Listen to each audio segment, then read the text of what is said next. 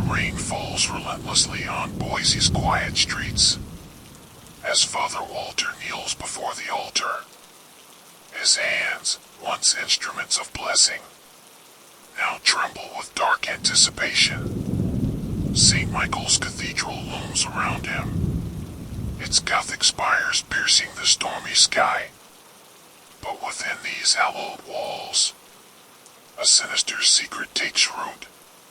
Father Walter rises, his cassock rustling in the silence.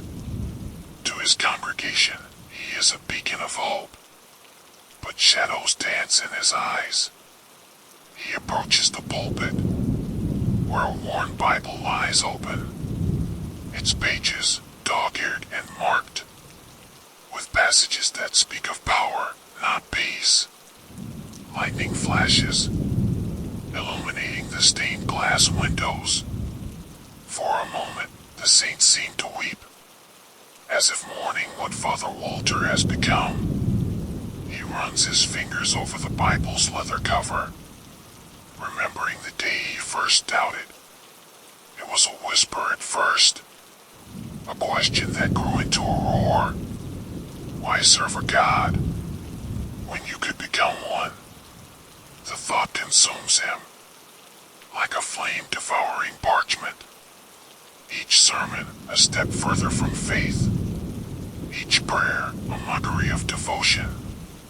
Outside, the rain intensifies, nature itself recoiling from what's to come. Father Walter smiles, a predator's grin in the dim light. He turns to face the empty pews, soon to be filled with his flock, unsuspecting souls, ripe for harvest. His voice, once raised in praise, now rehearses words of corruption, softly at first, then with growing fervor, a dark liturgy of his own making. The cathedral doors creak open as the first parishioners arrive, seeking shelter from the storm, unaware they're walking into darkness. Father Walter's mask slips into place, the benevolent shepherd guiding his flock. But beneath the surface, a wolf's hunger grows. He greets them with open arms, his smile never reaching his eyes. Each handshake a silent promise of the revelation to come. As the congregation settles, Father Walter ascends the pulpit. The air grows thick with anticipation, and something else, something wrong. He opens his mouth to speak, words of comfort on his lips, but in his heart, a storm rages to rival the one outside. Tonight, everything changes. The mask will fall away, and his true self will emerge, a dark apostle of a new faith. The rain continues its somber melody as Father Walter begins his sermon. Little do his followers know, this is the last time they'll hear him as the man they thought they knew. For in the shadows of St. Michael's Cathedral, a new God is about to be born, and Father Walter is its prophet. The stage is set, the players are in place, and as the clock strikes midnight, the true horror will begin. The clock strikes 11, as rain lashes against St. Michael's Cathedral. Lightning illuminates the gargoyles, their stone faces twisted in silent screams. Inside, candles flicker ominously, casting long shadows across the nave. The air is thick with incense, and something else, anticipation. Parishioners file in silently, their whispers barely audible above the storm. Each face a mask of curiosity and unease. Why a service at midnight? What compelled Father Walter to call them here? The pews creak under their weight, as more faces, yet somehow changed in the dim light. Mrs. Thompson, the devout widow, her eyes gleaming with an unsettling fervor.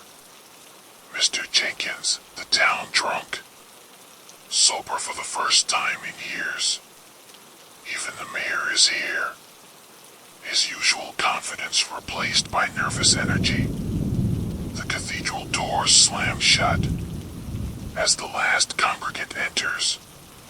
The sound echoes through the vaulted ceiling, like the closing of a tomb. Outside, the wind howls, nature itself warning of what's to come. But inside, a different storm brews, one of whispered doubts and growing fear. The altar, usually adorned with flowers, now bears strange symbols etched in ash. The crucifix above hangs askew, as if averting its gaze. Father Walter is nowhere to be seen, his absence a palpable void. The congregation shifts uneasily, exchanging worried glances. Suddenly, the organ pipes to life, a discordant melody filling the air. Not the usual hymns of praise, but something darker, more primal. The temperature drops, breath visible in the chill. Candles gutter and flare, shadows dancing on ancient stone. A child begins to cry, quickly hushed by a nervous mother. The sound seems to trigger something, a change in the very air. The side door creaks open. All eyes turn, expecting Father Walter. But it's only the wind, carrying with it the scent of wet earth and decay. Midnight approaches, each tick of the clock a countdown. To what, they don't know. But dread builds with every passing second. The stained glass windows rattle, images of saints seeming to move in the storm's light. Are they trying to warn the faithful, or turning away in shame? A low chant begins. Source unknown, it spreads through the pews. Words in a language long forgotten, yet somehow familiar on every tongue. The altar candles extinguish, plunging the cathedral into darkness. Gasps of fear ripple through the crowd as something moves in the shadows. And then, Father Walter appears, not from the vestry, but from behind the altar itself. His cassock is different, black as night, with symbols that seem to writhe. His face, once kind, now a mask of terrible purpose. He raises his hands. Silence falls, absolute and oppressive. When he speaks, his voice is changed, power and malice dripping from every word. My children, he intones. Tonight, we cast aside the old ways. Lightning flashes, illuminating a terrible smile. Tonight, we embrace a new truth. The congregation leans forward as one, caught in the gravity of his words, unaware of the precipice before them. As Father Walter begins his sermon, the true nature of this gathering becomes clear. This is no ordinary midnight mass, but the birth of something dark and terrible. And as the clock strikes 12, St. Michael's Cathedral becomes ground zero for a horror beyond imagination. The stage is set, the players are in place, and in the heart of Boise, Idaho, a new chapter of terror is about to unfold. Father Walter's voice echoes through the cathedral, a serpent's hiss wrapped in velvet. My flock, he begins, we gather not in his name, but in defiance of it. The congregation stirs uneasily, as words once familiar turn strange and dark. Father Walter's eyes gleam with unholy fire, his sermon a blasphemous symphony. For too long, we've cowered before a silent sky. Lightning punctuates his words, as if in agreement, praying to a God who never answers. It's time we became our own deities. Gasps ripple through the pews, as Father Walter sheds his priestly vestments, beneath a robe of midnight black, adorned with symbols that hurt the eye to behold.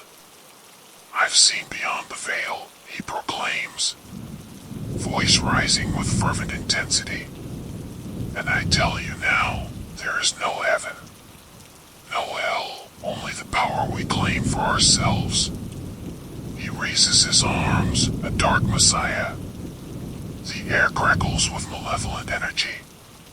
Join me, he implores, and taste true freedom, unbounded by morality or divine law. Some rise, drawn by his charisma. Others shrink back, horror dawning on their faces. But none can look away, as Father Walter reveals his true nature. I've communed with entities beyond comprehension. His words slither into their minds, poisonous and seductive. They've shown me the path to godhood, and I offer you a place by my side. The altar behind him begins to glow, an otherworldly light pulsing in sync with his words. Shadows dance on the walls, taking forms that defy sanity. Renounce your old faith, he commands. Embrace the chaos that lies beyond. Some in the crowd begin to chant, a guttural sound that chills the blood. Father Walter's form seems to grow, looming over his congregation. I am the key and the gate, he roars. Through me, you'll transcend your mortal shells. The air thickens, reality itself warping, as Father Walter's true power manifests. Those nearest to him begin to change, flesh rippling, minds fracturing. Behold the glory of our new existence.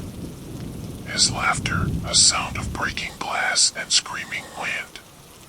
Some try to flee, but find the doors sealed, trapped in this nightmare of their shepherd's making. As the sermon reaches its horrifying climax, St. Michael's Cathedral becomes a crucible of terror. Father Walter, once a man of God, now stands revealed as a harbinger of cosmic horror. The transformation is complete, the mask of piety shattered beyond repair. In its place, a being of unfathomable malevolence, ready to lead his flock into eternal darkness. But even as despair threatens to consume all, a flicker of resistance ignites. For in the heart of this madness, the seeds of Father Walter's downfall are sown. The stage is set for the final act, as heaven and hell collide in Boise, Idaho, and the fate of souls hangs in the balance. In this unholy midnight mass, the cathedral doors burst open, a flood of terrified parishioners spilling out.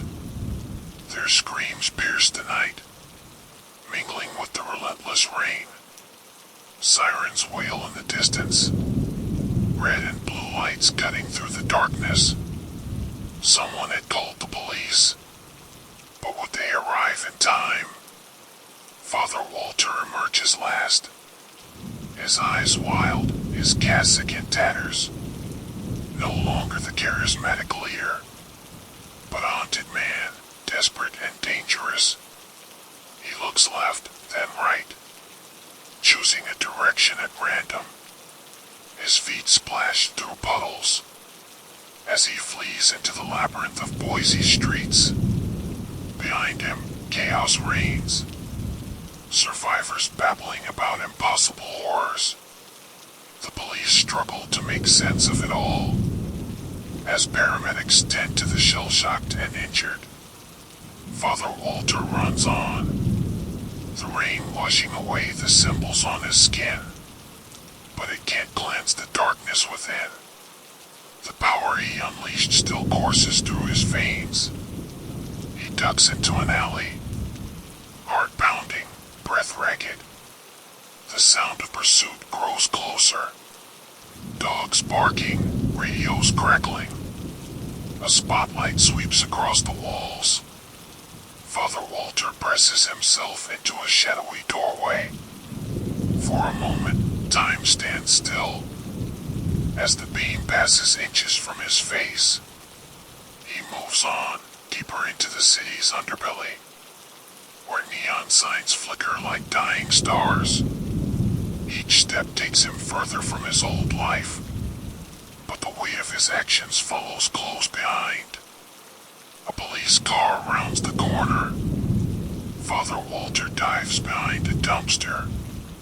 The stench of rotting garbage, a fitting accompaniment to his fall from grace. Officers fan out, weapons drawn, their flashlights probing every shadow. Father Walter, a voice calls out, "We know you're here. Come out slowly." But Father Walter has no intention of surrendering. He's tasted power beyond mortal ken. With a whispered word, reality bends. The officers' lights flicker and die. Confusion spreads through their ranks as Father Walter slips away once more. But his victory is short-lived, for the city itself seems to turn against him. Every street looks the same, every alley a dead end. The rain intensifies, as if trying to wash away his very existence. Exhausted, Father Walter stumbles into a deserted park. The trees loom overhead, their branches reaching like grasping hands. He collapses onto a bench, his grand plans in ruins. The power that seemed so potent in the cathedral now feels hollow and fleeting. Suddenly, a spotlight blinds him. Voices shout commands he can barely comprehend. Father Walter raises his hands, but not in surrender. With the last of his strength, he utters words in a language older than time. The air shimmers around him, reality itself seeming to tear. The police rush forward, but they're too late. Where Father Walter sat, only empty space remains. In the days that follow, Boise struggles to make sense of that night.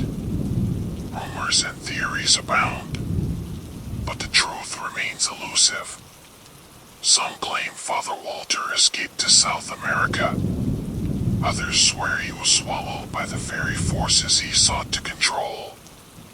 The police investigation hits dead end after dead end, leaving more questions than answers. St. Michael's Cathedral stands empty, a silent witness to horrors beyond imagination. And on rainy nights, some swear they hear whispers on the wind, whispers of power, of cosmic secrets, and of a fallen priest who dared to challenge the very foundations of reality. The case of Father Walter remains open, a mystery that haunts Boise to this day. For in the end, no one knows for certain what became of the man who would be God.